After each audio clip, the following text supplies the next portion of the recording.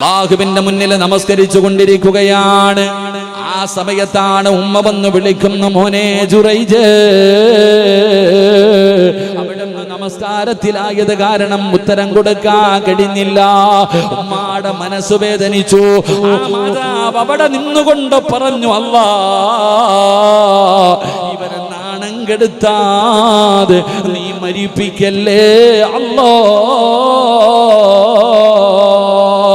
എന്തെങ്കിലും ഒരു തെറ്റിദ്ധാരണയുടെ പേരില്, അല്ലെങ്കിൽ ഒരു വാസിയുടെ പേരില് നീ മുടിഞ്ഞു പോകട്ടടാ, നീ നശിച്ചു പോകട്ടടാ, നീ ഒരിക്കലും നന്നാകില്ലടാ എന്ന് പറഞ്ഞ സ്വന്തം മക്കളെ ശപിക്കുന്ന ഉമ്മമാരെ, മക്കളെ പ്രാപുന്ന ഓരോ ഉമ്മമാരും കേട്ടോ. അവിടെ നിന്നുകൊണ്ട് പറഞ്ഞു, നാഥാ, ഇവനെ നാണം കെടുത്താതെ മരിപ്പിക്കല്ലേ അല്ലാ. എന്റെ ചെറുപ്പക്കാര് കേട്ടോ, കള്ളു കുടിച്ചിട്ട് വീടിന്റെ അകത്ത് കയറി ചെന്നിട്ട്, മയക്കുമരുന്നടിച്ച് വീടിന്റെ അകത്ത് കയറി ചെന്നിട്ട് ഉമ്മാനോട് കയർക്കുന്ന, ഉമ്മാനെ തല്ലാൻ കൈവെക്കുന്ന കൂട്ടായിലെ ചെറുപ്പക്കാരാ. 12 വയസ്സോ 15 വയസ്സുള്ള 20 വയസ്സിന്റെ ഇടയിൽ പ്രായമുള്ള യുവത്വമേ, എന്റെ ചെറുപ്പക്കാരോ, ഉമ്മാനെ മോശമായ രീതിയിൽ ഉമ്മാനെ ചീത്ത വിളിക്കുന്നവര്, എടി പൊടി എന്നൊക്കെ പറഞ്ഞ് ഉമ്മാനെ വേദനിപ്പിക്കുന്ന മക്കള്, ഇതൊക്കെ നിനക്കൊക്കെ പാടപാടാ, ഇതൊക്കെ ഓരോ മക്കൾക്കും പാടമാ. ജുറൈജ് എന്ന് പറയുന്ന ചെറുപ്പക്കാരനൊന്നും അറിഞ്ഞില്ല. നമസ്കാരമാണ്. ഇറങ്ങി നോക്കിയപ്പോ ഉമ്മ പോയി. പഠിച്ചവനെ, ജുറൈജ് ഇങ്ങനെ വല്ലാത്ത നിസ്കാരമാ. എല്ലാവരും ബഹുമാനിക്കുകയാണ്, എല്ലാവരും മഹാനായി കാണുകയാണ്, ജനങ്ങളെ മുഴുവനും ആദരിക്കുകയാണ്. പക്ഷേ ആ നാട്ടിലെ ഒരു പെണ്ണുണ്ടല്ലോ, ഒരു സുന്ദരിയായ പെണ്ണുണ്ടല്ലോ, അവൾക്ക് ജുറൈജിനെ എങ്ങനെയെങ്കിലും ഒന്ന് പിഴപ്പിക്കണമെന്ന് വല്ലാത്ത ആഗ്രഹമാണ്. എന്ത് ചെയ്തിട്ടും ജുറൈജ് വഴങ്ങുന്നില്ല. അവസാനം തന്റെ വീടിന്റെ അകത്ത് നമസ്കരിച്ചു കൊണ്ടിരിക്കുമ്പോ ആ ജുറൈജിന്റെ മുന്നിലേക്ക് പെണ്ണ് കടന്നു ചെന്നിട്ട് ഉടുതുണിയങ്ങുരിയുകയാ. ജുറൈജിന്റെ മുന്നിൽ പോയി നിന്നു കൊടുക്കുകയാണ്. പക്ഷേ ജുറൈജ് അല്ലാഹുവിനെ ഭയന്ന് ജീവിക്കുന്ന ചെറുപ്പക്കാരനാ. അവിടെ നനങ്ങിയില്ല, ഒന്നും ചെയ്തില്ല, മൈൻഡ് ചെയ്തില്ല, തിരിഞ്ഞു നോക്കിയില്ല. പെണ്ണിന് വല്ലാത്ത വൈരാഗ്യം വന്നു. അവിടെ നിന്ന് ഇറങ്ങി പോവുകയാണ്. ജുറൈജ് റളിയല്ലാഹു തആല അൻഹുവിന്റെ വീടിന്റെ അകത്ത് നിന്ന് ഇറങ്ങി പോകുന്നത് പലരും കാണുകയാ. പടച്ചറപ്പേ, ആ പെണ്ണ് ഗർഭിണിയാവുകയാണ്. എല്ലാവരോടും പറഞ്ഞു, ഇതിന്റെ ഉത്തരവാദിത്വം ജുറൈജാണ്. അവസാനം അവിടെ നിന്നൊരു പെണ്ണ്, അവിടെ നിന്നൊരു കുഞ്ഞിനെ പ്രസവിക്കുകയാണ്. ഒരു കുഞ്ഞുമോനെ പ്രസവിച്ചു. ഈ പെണ്ണ് ചോര കുഞ്ഞുമായിട്ട് നാട്ടുകാരുടെ മുന്നിൽ വന്നിട്ട് പറഞ്ഞു, എന്റെ കുഞ്ഞിന്റെ വാപ്പ ജുറൈജാ. അല്ലാഹുവേ, പലരും പറഞ്ഞു അവിടെ നിന്ന് ഇറങ്ങി പോകുന്നത് ഞങ്ങൾ കണ്ടിട്ടുണ്ട്. അവസാനം നാട്ടുകാർ മുഴുവനും കേൾക്കേണ്ട താമസമുണ്ടല്ലോ. ജുറൈജിന്റെ വീട് തല്ലി ഒടിച്ചു, അവിടെ നിന്ന് വീട് മുഴുവനും നശിപ്പിച്ചു. ജുറൈജിനെ എല്ലാവരും തല്ലാൻ തുടങ്ങി. അവസാനം അല്ലാഹുവേ, ജുറൈജ് റളിയല്ലാഹു തആല ജനങ്ങളോട് പറഞ്ഞു, എല്ലാവരും ഒന്നേക്ക് 5 മിനിറ്റ് തരുമോ? ഇതിന്റെ സത്യം എന്താണെന്ന് ഞാൻ തെളിയിച്ചു തരാ. അവസാനം അവിടെ നിന്ന് ഉളുവെടുത്തു, 2 റക്അത്ത് നമസ്കരിച്ചു, സുജൂദിൽ കിടന്നു കരയുന്നു, അല്ലാ, എല്ലാം നിനക്കറിയാമല്ലോ അല്ലാ, എന്തേ കാരണമെന്നറിയില്ല അല്ലാ. ആ സമയത്താണ് ആ ശരീരി കേൾക്കുന്നു, ജുറൈജ്, നിന്റെ ഉമ്മാടെ ദുആയാ, നിന്റെ ഉമ്മാടെ ശാപമാ. സുജൂദിൽ കിടന്നു കരയുന്നു, അല്ലാ, അറിഞ്ഞിരുന്നില്ല റബ്ബേ, അറിഞ്ഞിരുന്നില്ല റബ്ബേ, എനിക്ക് പുറത്തു തരണേ അല്ലാ. സുജൂദിൽ കിടന്ന് കരയുകയാണ്. അവസാനം ജുറൈജ് റളിയല്ലാഹു തആല അൻഹു അവിടുന്ന് എഴുന്നേൽക്കുകയാണ്. ജനങ്ങൾ മുഴുവനും പെണ്ണിന്റെ കൂടെ നിൽക്കുമ്പോ അവിടുന്ന് പറഞ്ഞു, ആ ചോര കുഞ്ഞിനെ കൊണ്ടുവരാർ, ആ പാല് കുടിക്കുന്ന കുഞ്ഞിനെ കൊണ്ടുവരാർ. ജുറൈജ് തങ്ങളുടെ മുന്നിലേക്ക് കുഞ്ഞിനെ കൊണ്ടുവന്നു. ആ സമയത്ത് കുഞ്ഞിന്റെ പൊക്കിളിലേക്ക് ഈ വിരൽ കൊണ്ടങ്ങ് തൊടുകയാണ്. കുഞ്ഞിന്റെ പൊക്കിളിന്റെ മുകളിൽ കൈവച്ചിട്ട് ജുറൈജ് ചോദിക്കുന്നു, യാ പുനയ്യ, ഏ പൊന്നുമോനെ, നിന്റെ വാപ്പയാരാടാ? ഞാനാണോടാ പൊന്നുമോന്? അതാ ചുറ്റുഭാഗത്ത് നിൽക്കുന്നവര് മുഴുവനും ചോദിക്കുന്നു, ജുറൈജ് നിനക്ക് ഭ്രാന്ത് പിടിച്ചോ ജുറൈജ്? ഈ കുഞ്ഞ് സംസാരിക്കുമോ? ഈ പാല് കുടിക്കുന്ന കുഞ്ഞ് സംസാരിക്കുമോ? ജുറൈജ് ചോദിക്കുകയാ, മോനെ നിന്റെ വാപ്പയാരാ? ഞാനാണോടാ പൊന്നുമോന്? ആ സമയത്ത് അവിടെ ഒരുമിച്ച് കൂടിയ ജനങ്ങൾ മുഴുവനും കേൾക്ക്. ആ പാല് കുടിക്കുന്ന പൊന്നുമോൻ ഉറക്കെ വിളിച്ചു പറഞ്ഞു, എന്റെ വാപ്പ ജുറൈജല്ല, മലഞ്ചരിവിലെ ഒരു ആട്ടിടയനാ. എന്നാ കുഞ്ഞു പോലും പറഞ്ഞെന്ന് ചരിത്രം പറയുമ്പോ എന്തിനാ ഇത് പറഞ്ഞതെന്നറിയുമോ? ഉമ്മയുടെ വിലയറിയാനാ. ഉമ്മയുടെയും വാപ്പയുടെയും മഹത്വം പഠിക്കടാ ചെറുപ്പക്കാരാ.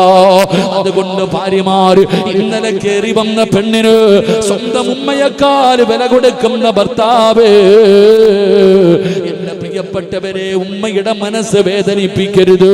അതുകൊണ്ട് ഞാൻ പറയുകയാണ്, എന്ത് കാര്യം ചെയ്താൽ നിന്റെ ഉമ്മയോട് പറയട്, നിന്റെ വാപ്പയോട് പറയട്, അവരുടെ ദുആ നീ വാങ്ങണ്. ഇനി മരണപ്പെട്ടു പോയാൽ ഖബറിന്റെ ചാരത്ത് പോകടാ ചെറുപ്പക്കാരാ. അല്ലാഹുവിന്റെ റസൂലല്ലേ പറഞ്ഞത്, അതാ ചെരുപ്പിന്റെ ശബ്ദം പോലും ഖബറാളി കേൾക്കുമെന്ന് ആദരവായ പ്രവാചകൻ നബി മുഹമ്മദ് മുസ്തഫ വലിയ വസല്ലമ തങ്ങൾ പറയുമ്പോ, അല്ലാഹുവേ, മരണപ്പെട്ടു പോയ ഞങ്ങളുടെ മാതാപിതാക്കളുടെ മണ്ണറ മണിയറയാക്കണേ അല്ലാ, ഖബർ വിശാലമാക്കണേ അല്ലാ. എല്ലാവരും കേട്ടോ, അല്ലാഹു പഠിക്കാൻ ഭാഗ്യം തരുമാറാകട്ടെ. റെഡിയല്ലേ? അതോ കേട്ട് കളയുവോ ചെയ്യുവോ?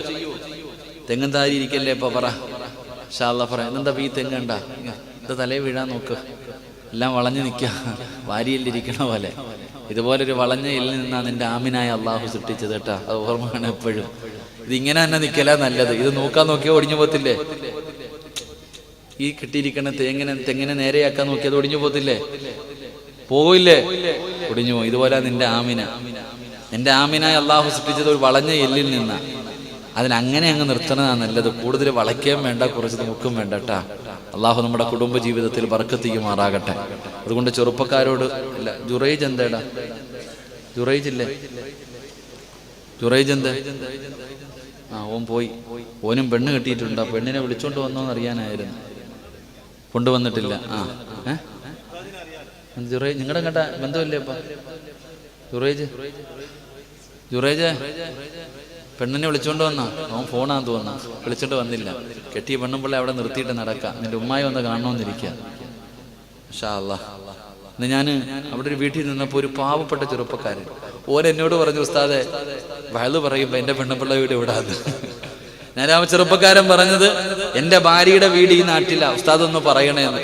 അതന്നെ ഇന്നത്തെ ചെറുപ്പക്കാര് പറഞ്ഞുകൊണ്ട് നടക്കാം. വാപ്പായും ഉമ്മായും കുടുംബക്കാരും സമ്മതിക്കില്ല നിക്കാഹ് കഴിഞ്ഞാലും വിളിച്ചോണ്ട് വരാൻ. എന്നിട്ട് പിന്നെ പറഞ്ഞിട്ട് കാര്യമുണ്ടോ ചങ്ങായിമാരെ? എത്രയും പെട്ടെന്ന് അൽഹംദുലില്ലാഹ് വിവാഹം കഴിഞ്ഞാൽ അവർ ഭാര്യയും ഭർത്താവുമാണ്. നിക്കാഹ് കഴിഞ്ഞാൽ ഒരുമിച്ച് ജീവിക്കാനുള്ള അനുവാദം കൊടുക്കേണ്ട നിങ്ങളത് കൊടുക്കണം. അതല്ലെങ്കിൽ ളുൽമായി പോകും. അല്ലെങ്കിൽ പറയും, ഉസ്താദ് 2 കൊല്ലം കഴിയട്ടെ, 3 കൊല്ലം കഴിയട്ടെ. എന്ത് 3 കൊല്ലം? അള്ളാഹു കാത്തിരക്ഷിക്കുമാറാകട്ടെ. നിങ്ങളൊക്കെ നല്ല പ്രായത്തിൽ പെണ്ണും കെട്ടി സുഖിച്ച് ജീവിച്ചു. മക്കളുടെ കാര്യം വന്നപ്പോൾ ഓടിക്കുക. ജുറൈജ് മരിയയ്ക്ക് കൊച്ചിനെ വിളിച്ചോണ്ട് വന്നണം കേട്ടോ. അവൻ തലയെ കൈവെക്ക. അവന്റെ ഉമ്മ വിചാരിക്കും ഇവൻ പറഞ്ഞു പറയിപ്പിച്ചാണോ എന്ന്. അവന്റെ അങ്ങനൊന്നല്ല ഇപ്പൊ ഞാൻ സ്വാഭാവികമായിട്ട്, കാരണം അവന്റെ നിക്കാഹിന് ഞാനും വന്നായിരുന്നു. അൽഹംദുലില്ലാഹ്, അള്ളാഹു ബർക്കത്ത് ചെയ്യുമാറാകട്ടെ.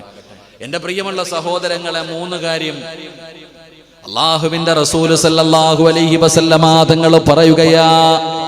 അല്ലാഹുവിന്റെ റസൂലാണ് പറയുന്നത്. അനസ് ബിൻ മാലിക് റളിയല്ലാഹു തആല അൻഹു റിപ്പോർട്ട് ചെയ്യുന്ന ഹദീസ്, യാ ബുനയ്യാ ഇദാ ദഖൽത അലാ അഹ്ലിക ഫസല്ലിം യകൂനു ബർകതൻ അലൈക വഅലാ അഹ്ലി ബൈതിക. അല്ലാഹുവിന്റെ പ്രവാചകൻ സല്ലല്ലാഹു അലൈഹി വസല്ലമ തങ്ങൾ പറയുന്നു, യാ ബുനയ്യ, ഏ പൊന്നുമോനെ. അനസ് ബിൻ മാലിക് റളിയല്ലാഹു തആല അൻഹുവിനെ ഏ ചെറുപ്പക്കാരാ എന്നല്ല വിളിച്ചത്, മുത്തുനബി വിളിക്കുന്നു പൊന്നുമോനെ. സ്നേഹത്തോടെയാണ് വിളിക്കുന്നത്. യാ ബുനയ്യ, ഏ പൊന്നുമോനെ. ഇദാ ദഖൽത അലാ അഹ്ലിക, നീ നിന്റെ വീട്ടിലേക്ക് പ്രവേശിച്ചു കഴിഞ്ഞാൽ, നീ നിന്റെ വീട്ടിലേക്ക് പോയാൽ, ഈ സദസ്സിലിരിക്കുന്ന ഓരോ മനുഷ്യനും ഓരോ പെണ്ണുങ്ങളും ഇന്ന് നിങ്ങളുടെ വീട്ടിലേക്ക് കടന്നു ചെല്ലുമ്പോ നിങ്ങൾ പറയണം, അതാ ഫസല്ലിം യകൂനു ബർകതൻ അലൈക. നിങ്ങൾ ആരെങ്കിലും നിങ്ങളുടെ വീട്ടിലേക്ക് കടന്നു ചെല്ലുമ്പോ നിങ്ങളുടെ വീട്ടുകാരോട് സലാം പറഞ്ഞാൽ നിനക്കും നിന്റെ വീട്ടുകാർക്കും, എടാ നിനക്കും നിന്റെ ഭാര്യ സന്താനങ്ങൾക്കും അല്ലാഹു ബർക്കത്ത് ചെയ്യുമെന്ന് ആദരവായ പ്രവാചകൻ നബി മുഹമ്മദ് മുസ്തഫ. എന്ത് ചെയ്യണം? വീട്ടിലേക്ക് ചെല്ലുമ്പോ എന്തു പറയണം? സലാം പറയണം. അങ്ങനെ പറയണ ആരെങ്കിലും ഉണ്ടോ? എങ്ങനെ സലാം പറയുന്നത്? സലാം 3 രീതിയിൽ. ഇത് മദ്രസയിൽ കിട്ടുന്നതല്ല. സലാം 3 രീതിയിൽ. 1 അസ്സലാമു അലൈക്കും, 2 അസ്സലാമു അലൈക്കും വറഹ്മത്തുള്ളാഹി, 3 അസ്സലാമു അലൈക്കും വറഹ്മത്തുള്ളാഹി തആല വബറകാതുഹു. ഇതിലെ ഏതാ നീ പറയണേ? അതിലും നമ്മൾ പിശുക്കന്മാരാ, ബഖീല്. അസ്സലാമു അലൈക്കും എന്ന് പറയത്തുള്ളൂ, ബാക്കി പോലും പറയത്തില്ല. പിന്നെ എങ്ങനെയാടാ ചങ്ങാതി നിനക്ക് ബർക്കത്തുണ്ടാവുക? അള്ളാഹു ഈമാൻ തരുമാറാകട്ടെ. നിങ്ങൾ എല്ലാവരും നിങ്ങളുടെ വീട്ടിലേക്ക് ചെന്ന് കഴിഞ്ഞാൽ നിങ്ങളുടെ വീട്ടുകാരോട് നിങ്ങൾ സലാം പരിപൂർണമായി പറഞ്ഞാൽ നിന്റെ വീട് രക്ഷപ്പെടും. അള്ളാഹു രക്ഷപ്പെടുത്തുമാറാകട്ടെ. അള്ളാഹ് രക്ഷപ്പെടുത്തുമാറാകട്ടെ. സലാം എങ്ങനെ പറയണം ഒന്ന് പറഞ്ഞേ. പരിപൂർണമായിട്ട് പറയണം. ഇനി നിന്റെ വീടിൻ്റെ അകത്ത് ആരുമില്ല, നിന്റെ വീടിൻ്റെ അകത്ത് ആരുമില്ല, ആരുമില്ലാത്ത വീട്ടിൽ പോകുമ്പോ സലാം പറയണോ? ആരുമില്ലാത്ത വീട്ടിൽ പോകുമ്പോ സലാം പറയണോ? ഭാര്യയും മക്കളും എല്ലാവരും കൂടെ എവിടോ പുറത്തുപോയി വീട് പൂട്ടിയിട്ടിരിക്കുക, അപ്പൊ വീട്ടിൽ പോകുമ്പോ സലാം പറയണോ? കട രാവിലെ തുറക്കാൻ പോകുകയാ, കടയിൽ ആരുമില്ല, തുറക്കുന്ന സമയത്ത് സലാം പറയണോ? പറയണം. എങ്ങനെ? വീടിൻ്റെ അകത്ത് ആളുണ്ടോ ഇല്ലല്ല, നിന്റെ വീടിൻ്റെ അകത്ത് ആരുമില്ല, കുടുംബസമേതം വീട്ടിൻ്റെ പുറത്തു വന്നിട്ട് നീ നിന്റെ വീട്ടിലേക്ക് പോകുന്നു, കട തുറക്കാൻ പോകുന്നു, വാഹനത്തിലേക്ക് കയറുന്നു. ആ സമയത്ത് നീ പറയണം, അസ്സലാമു അലൈനാ വഅലാ ഇബാദില്ലാഹി സ്വാലിഹീൻ. നീ സലാം പറയണേ എന്ന് നബി മുഹമ്മദ് മുസ്തഫ സല്ലല്ലാഹു അലൈഹി വസല്ലം തങ്ങൾ പറഞ്ഞു. വീട്ടിൽ ആളുണ്ടെങ്കിൽ അസ്സലാമു അലൈക്കും വറഹ്മത്തുള്ളാഹി തആല വബറകാതുഹു. ആളില്ലേ അസ്സലാമു അലൈനാ വഅലാ ഇബാദില്ലാഹി സ്വാലിഹീൻ. വണ്ടിക്കകത്ത് കയറുമ്പോ, കടയ്ക്കകത്ത് കയറുമ്പോ, വീടിൻ്റെ അകത്ത് കയറുമ്പോ നീ സലാം പറയണം. പറഞ്ഞാൽ അള്ളാഹു നിന്നെ രക്ഷപ്പെടുത്തുമെന്ന് നബി മുഹമ്മദ് മുസ്തഫ പ്രവാചകൻ പറഞ്ഞു. വഅൻ നബി ഉമാമത റളിയല്ലാഹു തആല അൻഹു ഖാല റസൂലുള്ളാഹി സ്വല്ലല്ലാഹു അലൈഹി വസല്ലം ഇന്ന ഔലൻ നാസി ബില്ലാഹ് മൻ ബദഅഹും ബിസ്സലാം. എല്ലാവർക്കും മടി, അവൻ പറയട്ടെ, അവള് പറയട്ടെ, നമ്മൾ പറയാൻ പഠിക്കാം. എങ്കിൽ ആദ്യം ആര് സലാം പറയുന്നോ അവൻ അള്ളാഹുവിലേക്ക് അടുത്തവനാണെന്ന് നബി മുഹമ്മദ് മുസ്തഫ സല്ലല്ലാഹു അലൈഹി വസല്ലമ തങ്ങൾ പറഞ്ഞു. ആദ്യം ആരാണോ സലാം പറയുന്നത് അവൻ അള്ളാഹ് ഇഷ്ടപ്പെട്ടവനാ. അള്ളാഹു ആ കൂട്ടത്തിൽ നമ്മളെ പെടുത്തുമാറാകട്ടെ. അപ്പൊ ഇൻഷാ അള്ളാഹ് ഇന്നു മുതൽ സലാം പറയാമെന്ന് നിയ്യത്ത് ചെയ്യുന്നവരൊക്കെ ഒന്ന് കൈവക്കിക്കേ. പൊക്കാത്തവൻ പറയുന്നത് ഞാൻ പിരിവെടുത്ത് ജീവിച്ചോളാന്ന്, നിന്റെ ഇഷ്ടം. ഈ കൈവക്കാൻ മടിക്കുന്നവൻ എന്ത്? എടാ, ഒരു സലാം പറഞ്ഞാൽ അള്ളാഹു നിനക്ക് ബർക്കത്ത് ചെയ്യും, ഒരുത്തന്റെ മുന്നിലും തെണ്ടാൻ പോകണ്ട, കൈകെട്ടിയിരിക്ക, ഞാൻ തെണ്ടി ജീവിച്ചോളാം, അല്ലാ എനിക്കെന്താ, അല്ലാഹ് ഈമാൻ തരുമാറാകട്ടെ. അള്ളാഹുവെ ആരൊക്കെ കൈപൊക്കിയോ മരിക്കുന്ന കാലം വരെ ഒരാളുടെ മുന്നിലും കൈനീട്ടി യാചിക്കേണ്ട ഗതി കൊടുക്കല്ലേ അല്ലാ. പിരിവെടുത്തിട്ട കുടുംബത്തെ പോറ്റേണ്ട അവസ്ഥ കൊടുക്കല്ലേ അല്ലാ. ആ കുടുംബത്തിൽ നീ പട്ടിണി കൊടുക്കല്ലേ അല്ലാ. ആ കുടുംബത്തെ നീ രക്ഷപ്പെടുത്തണേ അല്ലാ. ആ കുടുംബത്തിന് നീ സ്വർഗം കൊടുക്കണേ അല്ലാ. അള്ളാഹു സ്വീകരിക്കുമാറാകട്ടെ. കൈപൊക്കാത്തവരുടെ കാര്യം എനിക്കറിയത്തില്ല. ഒന്നുകൂടെ ഞാൻ ചോദിക്കട്ടെ, ഇന്നു മുതൽ സലാം പറയാമെന്ന് നിയ്യത്ത് ചെയ്യുന്നവരൊക്കെ ഒന്ന് കൈപൊക്കിക്ക്. കാലും പൊക്കും കണ്ടാ. നേരത്തെ ഇങ്ങനെ വെച്ച് ഇപ്പം നല്ലതിങ്ങനെ പൊക്കും. എന്തിനാ അബൂബക്കർ എന്നെ കൊണ്ട് ഇത് പറയിപ്പിക്കണേ? എന്തിനാ വന്നാര കാക്ക ഇത്രയും പറയിപ്പിക്കുന്നത്? അള്ളാഹു ഈമാൻ നിലനിർത്തി തരുമാറാകട്ടെ. രണ്ട് ഇൻഷാ അല്ലാഹ് അല്ലാഹുവിന്റെ റസൂൽ പറയുകയാണ്, ഇജ്തമിഉ അലാ തുആമികും ഉദ്കുറു ഇസ്മല്ലാഹി അലൈക്കും. അല്ലാഹുവിന്റെ റസൂൽ പറയുന്നു, ബർക്കത്തുണ്ടാകാനുള്ള രണ്ടാമത്തെ വഴി എന്താ? വീട്ടിൽ ഒരുമിച്ചിരുന്ന് ഭക്ഷണം കഴിക്കുന്നവരൊക്കെ ഒന്ന് കൈപൊക്കിക്ക്. പെണ്ണുങ്ങളൊക്കെ ഒന്ന് പൊക്കിക്ക്. വീട്ടിൽ ഒരുമിച്ചിരുന്ന് ഭക്ഷണം കഴിക്കുന്ന താത്തിട്. ഡൈനിങ് ടേബിളിന്റെ ചുറ്റുഭാഗത്തല്ല, ഒരു പാത്രത്തിൽ ഭാര്യയും ഭർത്താവും മക്കളും ഒരു പാത്രത്തിൽ നിന്ന് തിന്നുന്നവരൊക്കെ ഒന്ന് കൈവെക്കുക. തേങ്ങ വീഴാതെ നോക്കിക്കല്ലാണോ? നേരത്തെ പൊക്കി, ഇപ്പം പൊങ്ങണില്ല. ഡൈനിങ് ടേബിളിന്റെ ചുറ്റത്തിൽ തിന്നാൻ ഏത് പൊട്ടനും പറ്റും. പക്ഷെ എങ്ങനെ തിന്നണം? ഒരു പാത്രത്തിൽ. ഭാര്യയും ഭർത്താവും മക്കളും കൂടെ ഒരു പാത്രത്തിന്റെ അകത്ത് കൈയിട്ട് തിന്നണം. അള്ളാഹുവിന്റെ റസൂല് പറയുകയാണ്, ഈ കൂട്ടായിൽ അള്ളാഹുവിന് ഏറ്റവും ഇഷ്ടപ്പെട്ട വീടേതെന്നറിയുമോ? 2 നിലയുള്ള കൊട്ടാരമല്ലടാ ചെറുപ്പക്കാരാ. കോടീശ്വരന്റെ വീടല്ല, പള്ളിയുടെ ജമാഅത്തിന്റെ പ്രസിഡന്റിന്റെയോ സെക്രട്ടറിയോ വീടല്ല, ഒരുപാട് സദഖ കൊടുക്കുന്ന മനുഷ്യന്റെ വീടല്ല, ഒരുപാട് ബോട്ടുകളുള്ളവന്റെ വീടല്ല. ഈ കൂട്ടായിലെ അള്ളാഹുവിന് ഏറ്റവും ഇഷ്ടപ്പെട്ട ഭവനമേതെന്നറിയുമോ? ഏത് വീടിന്റെ അകത്താണോ ഭാര്യയും ഭർത്താവും മക്കളും ഒരുമിച്ച് ഒരു പാത്രത്തിൽ ഭക്ഷണം കഴിക്കുന്നത്, ആ വീടാണെന്ന് നബി മുഹമ്മദ് മുസ്തഫ. ഏത് വീട്ടിലാണോ ഭാര്യയും ഭർത്താവും മക്കളും ഒരുമിച്ച് ഒരു പാത്രത്തിൽ കഴിക്കുന്നത്, അവിടെയാണ് അള്ളാഹു ബർക്കത്ത് ചെയ്യുന്നത്. അള്ളാഹു നമുക്ക് ഈമാൻ തരുമാറാകട്ടെ. നമ്മുടെ വീട്ടിൽ പെണ്ണും പുള്ള അടുക്കളയിൽ, ആമിന അടുക്കളയിൽ, മക്കള് ടിവിയുടെ ഫ്രണ്ടിൽ, നീ ഡൈനിങ് ടേബിളിൽ. ഇങ്ങനെ തിന്നണേ. പിന്നെ എങ്ങനെ ബർക്കത്തുണ്ടാകാനാ? എൻ്റെ പ്രിയപ്പെട്ട സഹോദരങ്ങളെ, 25 കൊല്ലം ഭാര്യയും ഭർത്താവുമായി ചക്കരയും മുത്തും വാവയുമായി ജീവിച്ച ഭാര്യയും ഭർത്താവും എന്തെങ്കിലും പറഞ്ഞ് അടിയുണ്ടായി പിരിഞ്ഞ പോലീസ് സ്റ്റേഷനിൽ പോയിട്ട് പറയും, എൻ്റെ ഭർത്താവ് എന്നെ പീഡിപ്പിച്ചു, ഭർത്താവിൻ്റെ വാപ്പ എന്നെ കയറി പിടിച്ചു. ഒറ്റ ദിവസം കൊണ്ട് ശത്രുക്കളായി. എൻ്റെ പ്രിയപ്പെട്ട സഹോദരങ്ങളെ, നിങ്ങൾ ആലോചിക്കേ, എടാ നിന്റെ ഏറ്റവും വലിയ ശത്രുവാരാ? സ്വന്തം കൂടപ്പുറപ്പ്. മരിച്ചാ പോലും കയറില്ല എൻ്റെ വീടിനകത്ത്. ആരാ പറയണേ? സ്വന്തം സഹോദരൻ. സ്വന്തം സഹോദരൻ ശത്രുവിനെ പോലെ, അയൽവാസികളെ ശത്രുവിളെ പോലെ തമ്മിത്തല്ല. എൻ്റെ പ്രിയപ്പെട്ട സഹോദരങ്ങളെ, എന്തുകൊണ്ട്? അതിൻ്റെ കാരണം, പണ്ടത്തെ കാലഘട്ടങ്ങളിൽ ഒരുമിച്ചിരുന്ന് ഒരു പാത്രത്തിൻ്റെ അകത്ത് കഴിച്ചപ്പോൾ കൂടപ്പുറപ്പുകൾ തമ്മിലൊരു ബന്ധമുണ്ടായിരുന്നു, സ്നേഹങ്ങളുണ്ടായിരുന്നു. ഇപ്പം എല്ലാം പോയി. എൻ്റെ പ്രിയപ്പെട്ട, എന്നിട്ട് ചെറുപ്പക്കാർ വന്നിട്ട് പറയാം, ഉസ്താദെ എൻ്റെ പെണ്ണുങ്ങൾ പറയുന്ന പരാതി, അയൽവാസിയായ സഹോദരൻ്റെ ഭാര്യയായിട്ട് എൻ്റെ ഭർത്താവ് ഉസ്താദെ എന്ത് ചെയ്യാനാ? പിന്നെ പെണ്ണുങ്ങൾ പരാതി പറയാ, പടച്ചോനെ എന്നെ കളഞ്ഞിട്ട് വേറൊരുത്തൻ്റെ കിട്ടിയ പോയി. എങ്ങനെ പോകാതിരിക്കും? നിന്നോട് നിന്റെ ഭർത്താവിന് അകൽച്ചയുണ്ടാകാനുള്ള കാരണങ്ങൾ എന്തേ? നീ എന്തേ കൂടെ ഇരുന്ന്? നിന്റെ ഉമ്മ എങ്ങനെയാ മോളെ തിന്നെ? ഭർത്താവിന്റെ ഭക്ഷണപാത്രത്തിന്റെ അകത്തിരുന്നിട്ടല്ലേ നിന്റെ ഉമ്മ ഭക്ഷണം കഴിച്ചത്? കിടപ്പറയിൽ ഒരു പുതപ്പിന്റെ കീഴിൽ ചേർന്ന് കിടന്നാൽ മാത്രം പോരാ, തിന്നുമ്പോഴും ആ ഒരു ബന്ധം നിനക്കുണ്ടാകണം. ആ ഒരു ബന്ധം നമ്മളിൽ ആരും നോക്കുന്നില്ലല്ലോ. ഭർത്താവ് ഭാര്യയെ ചതിക്കുന്നു, ഭാര്യ ഭർത്താവിനെ ചതിക്കുന്നു. എല്ലാം ചതിയുടെ കാലവാ. എടുത്തൊരു ചെറുപ്പക്കാരൻ വിളിച്ചിട്ട് കരയുക, ഉസ്താദെ കൊറോണ വന്നപ്പോൾ എവിടെ പോയാലും ഇപ്പൊ ഫോൺ നമ്പർ എഴുതി കൊടുക്കണം. കൊറോണ വന്നത് കാരണം എവിടെ പോയാലും ഇപ്പൊ പള്ളിയിലെ സെക്രട്ടറിയും പ്രസിഡന്റും തൗറാത്തും കൊണ്ട് നിൽക്കുക. വെള്ളിയാഴ്ച നാളെ ജുമയ്ക്ക് കാണാം.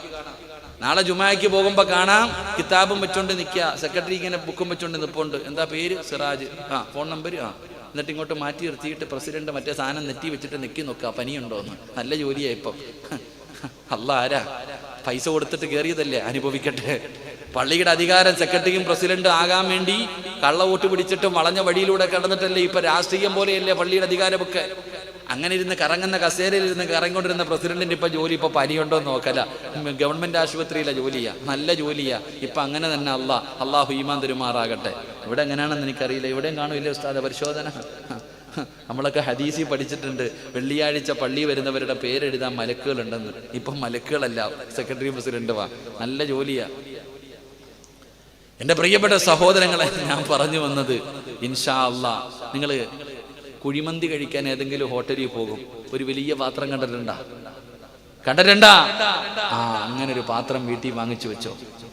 അതുപോലെ വലിയ ഒരു പാത്രം നിന്റെ വീട്ടിൽ വാങ്ങിച്ചു വെച്ചിട്ട് കുടുംബസമേതം അതിനകത്തിരുന്ന് തിന്നാൻ പറ്റുമെങ്കിൽ നീ തിന്നാ മതി, ഇല്ലെങ്കിൽ തിന്നണ്ട. നിന്റെ വീട്ടിൽ മൊത്തം ശാപമായി പോകും, നാശമായി പോകും. അള്ളാഹു കാത്തുരക്ഷിക്കുമാറാകട്ടെ. അപ്പൊ ബറക്കത്ത് വേണമെങ്കിൽ എന്ത് ചെയ്യണം? ഭാര്യയും ഭർത്താവും മക്കളും 23 നേരവും തിന്നണമെന്ന് ഞാൻ പറയണില്ല, ഏറ്റവും കുറഞ്ഞത് ഒരു നേരമെങ്കിലും ഒരുമിച്ചിരുന്ന് ഭക്ഷണം കഴിക്കുക. അള്ളാഹു ഭാഗ്യം തരുമാറാകട്ടെ. ഇൻഷാ അല്ലാഹ് കഴിച്ചൂടെ? നിയ്യത്ത് ചെയ്യുന്നവരൊക്കെ കൈവക്ക്. അപ്പൊ നാളെ ഇവിടുത്തെ ഹോൾസെയിൽ കടയിൽ കിട്ടും വലിയ പാത്രം, പോയി വാങ്ങിച്ചോ ഇൻഷാ അല്ലാഹ്. ഏതെങ്കിലും കടയിൽ തിരൂരോ പൊന്നാനിയിലോ, എന്താ അഫ്സലെ, പൊന്നാനിയിലൊക്കെ കിട്ടത്തില്ല അങ്ങനത്തെ പാത്രമൊക്കെ ഇല്ലേ? അപ്പൊ ഏതെങ്കിലും കടകളിലൊക്കെ പോയിട്ട് വലിയ പാത്രം വാങ്ങിച്ചിട്ട് ഇൻഷാ അല്ലാഹ് ഒരുമിച്ചിരുന്ന് കഴിക്ക്. ഇപ്പൊ പാത്രം ഊപ്പാട് വരത്തില്ല, ഒരൊറ്റ പാത്രം മതി. ഇൻഷാ അല്ലാഹ് നാളെ മുതൽ രാവിലെ പറയണം, പൊക്കോ, രാവിലെ സുബൈക്ക് ഭർത്താവിനെ വിളിച്ചിട്ട് പറയണം, ഇസ്ലാം വലിക്ക് പോയി പാത്രം പിടിച്ചോണ്ട് വാ, പറഞ്ഞുവിടും. ഇൻഷാ അല്ലാഹ് പോയി നല്ലൊരു പാത്രം പിടിച്ചിട്ട് വരട്ടെ, വലുത്, ഒരുമിച്ചിരുന്ന് കഴിക്ക്. അള്ളാഹു രക്ഷപ്പെടുത്തും, അള്ളാഹു ബർക്കത്ത് ചെയ്യുമാറാകട്ടെ. മൂന്ന് പറയട്ടെ.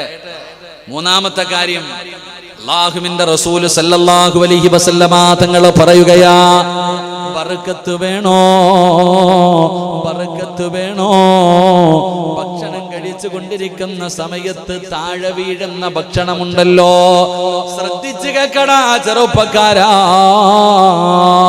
അല്ലാഹുവിന്റെ റസൂലാണ് പറയുന്നത്, ഭക്ഷണം കഴിച്ചു കൊണ്ടിരിക്കുന്ന സമയത്ത് ചോറൊക്കെ താഴെ വീഴുമല്ലോ.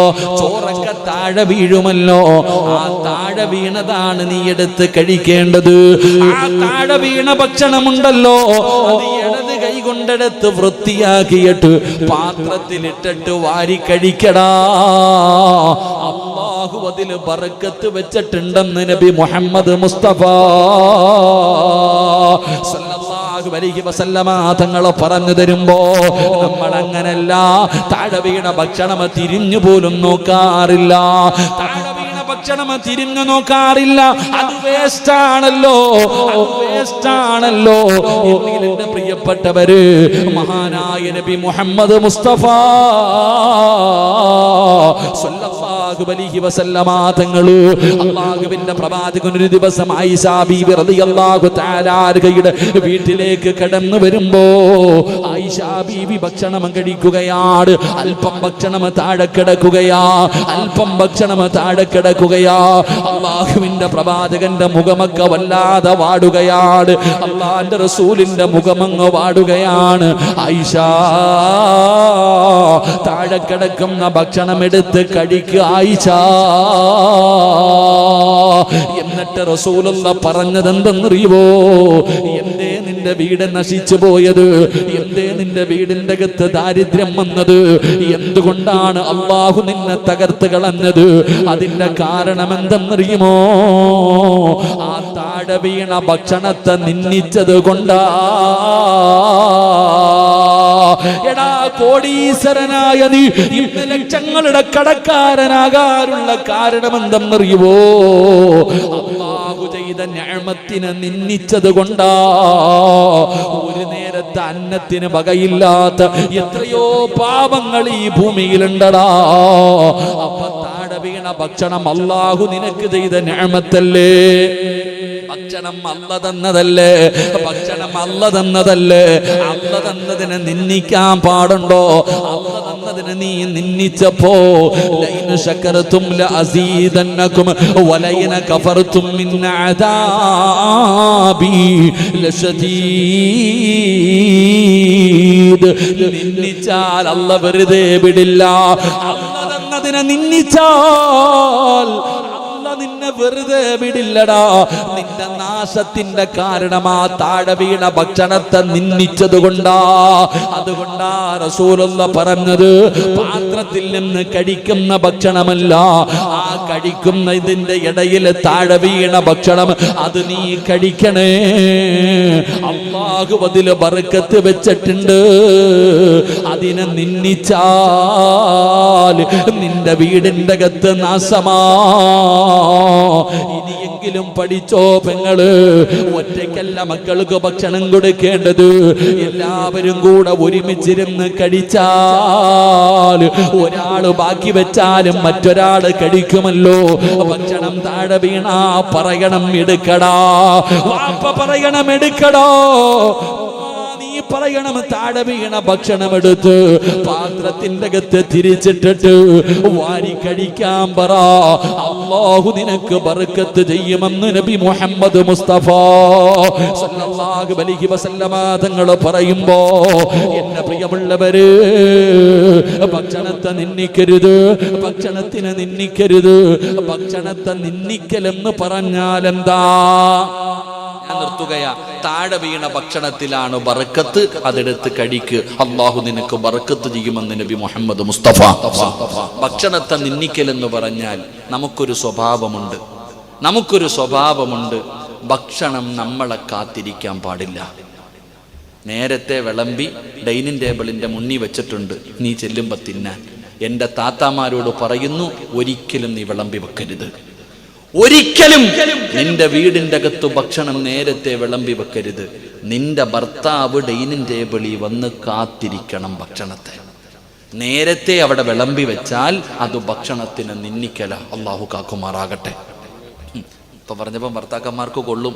കാരണം ഞാൻ ചെന്ന ഒരു മിനിറ്റ് പോലും നമ്മൾ ഹോട്ടലിൽ പോയിട്ട് ഇങ്ങനെ ഇരിക്കുക, ചൂടുവെള്ളത്തിൽ വീണതുപോലെ. ഇപ്പൊ കിട്ടണം. ഒരിക്കലും ഞാൻ നിങ്ങളോട് പറയുന്നു, ഭർത്താവ് തല്ലിയാലും കുഴപ്പമില്ല, വിളമ്പി വെക്കരുത്. പള്ളിയിൽ നിന്ന് ഇറങ്ങുമ്പോഴേ പറയും, വെള്ളിയാഴ്ച ജുമാ കഴിഞ്ഞപ്പോൾ ബൈക്ക് ഷട്ടാക്കുന്നുണ്ട്, വിളമ്പി വെച്ചേരെ. വേണ്ട. ഭർത്താവ് വന്നിരുന്നതിന് നീയാടാ കാത്തിരിക്കേണ്ടത്, അല്ലാതെ ഭക്ഷണമല്ല. ഭക്ഷണം അല്ലാഹു നിനക്ക് ചെയ്ത നിഅമത്ത് നിന്നെ കാത്തിരിക്കരുത്.